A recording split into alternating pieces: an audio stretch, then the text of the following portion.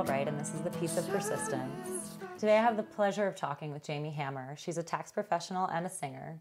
And I grew up with Jaimee, actually, and I watched her go through school and win some of the best solos. So I was really happy when I found out that she'd made a career in singing. She's been singing in Atlantic City and with a prestigious event band called Cheers. And in 2008, she even had the pleasure of backing up Sarah McLachlan at a Rockefeller Center tree lighting special on NBC, and also at City Hall. There's an album that you can buy on iTunes. What's it called? Just Live at City Hall. Live at City Hall. So you can check out Jaimee in Cheers the Band or Live at City Hall with Sarah McLachlan.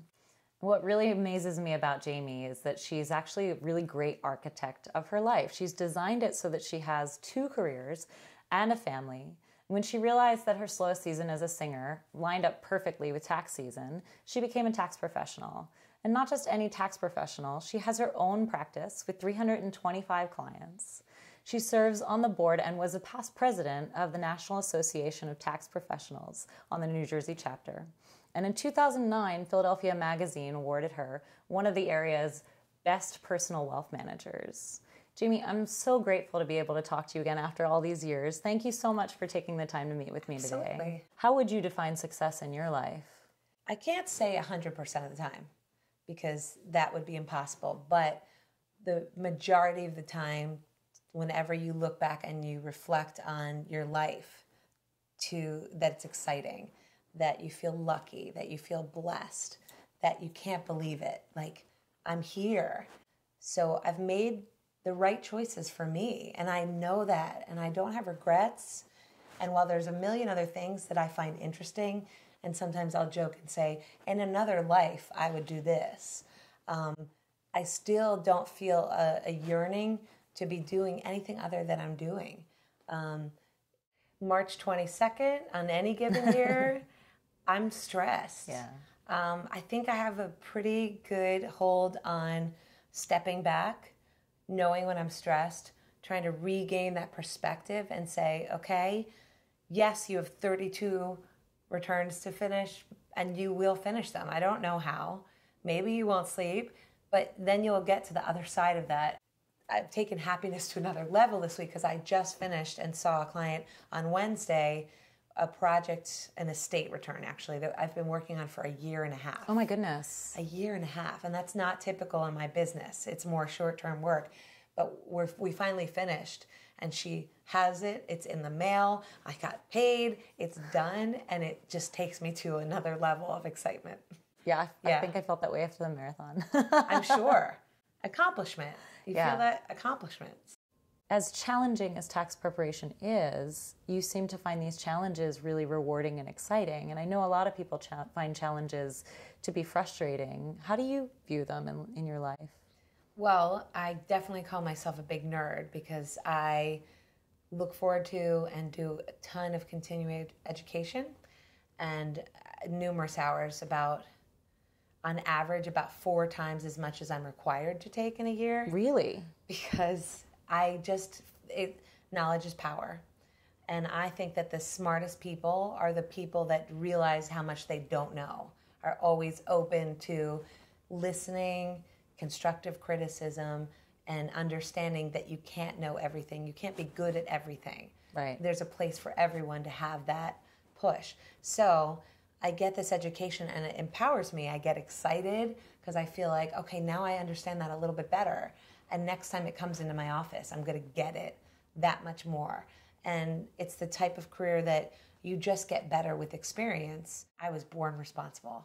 So as exciting as it sounds like to be like a casino entertainer, the guys in my band, some of them call me Jaimee by the numbers. They think I'm very black and white. I want to do it right. I've always been super responsible. My parents told me that they didn't have to give rules, like set rules for me because I made up my own rules. I had my own rules that I implemented that they didn't have to lay down the law on me, which is interesting. That's brilliant. That's their Lucky own them. interpretation. We don't talk about the little things I did wrong they didn't know about, but no, I've always been super responsible.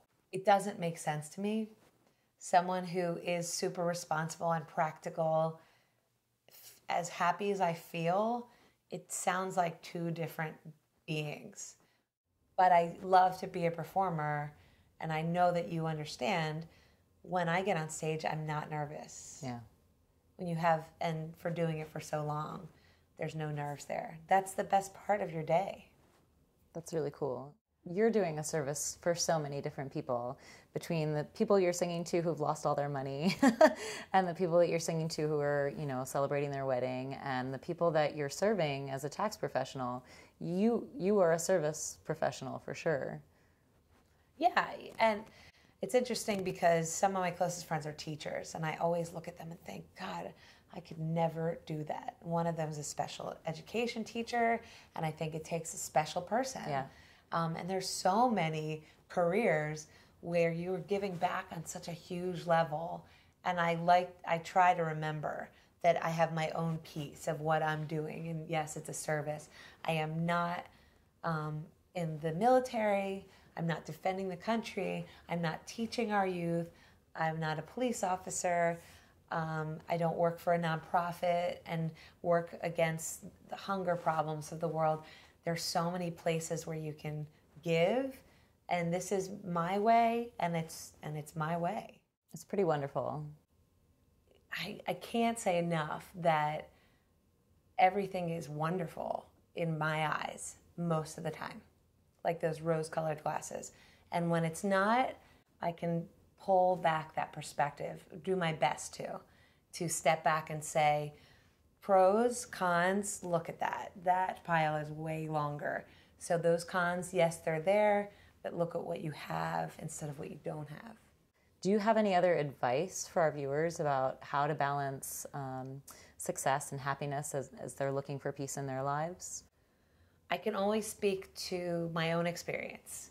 And I can say that I didn't have a plan that I followed. I didn't have a step-by-step, but I made choices that I really thought about and felt deeply good about.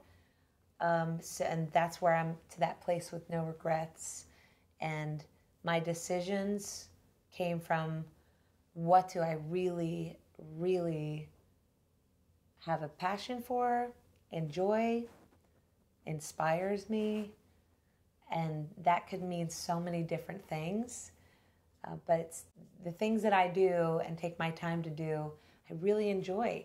And if I start something that it turns out it's not that great, then I move on and I say, okay, I have that experience. I tried it. It's okay. Now I'm going to take my time that I have, which is so precious, and take it to something else. So my advice would be to think about things, to push outside influence away, because like anyone else, especially when I was really pursuing singing and doing it professionally and getting paid for it to support myself singing, a parent in my life was like, oh, then you should get a music education degree and teach while you're singing.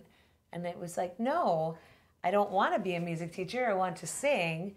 And if I need a fallback or a backup, it will be something else I enjoy. It's not going to be something else out of convenience that works with that. And here I am with 2 different careers, and I've yet to meet someone else who works as a musician and an accountant. Instead, I get a lot of musicians in my practice because I relate to them. So just to listen to the inside and push the outside out. So there's no magic to it. And believe in yourself. And believe that you have so much to offer, because that is something I've always had. I know what I bring to the table. I know, and that's helped in personal relationships, in job situations.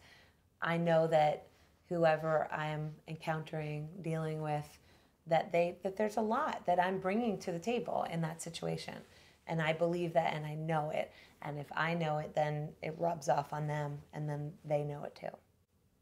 I would say there's a lot of magic in your life. Yeah. There's just not a magic equation. No. And it's kind of magical the way you view things too. So I'm really, really grateful that you took the time out to talk with us today. Absolutely. It's been really fun. Thanks. And thank you for watching. As always, find us on Facebook, like us if you like what you see, and please subscribe if you want to find out how to find the happiness and success in your life. But if we've forgotten what really makes us sing and dance at night. It's the people around and our dreams that lift us up from underground.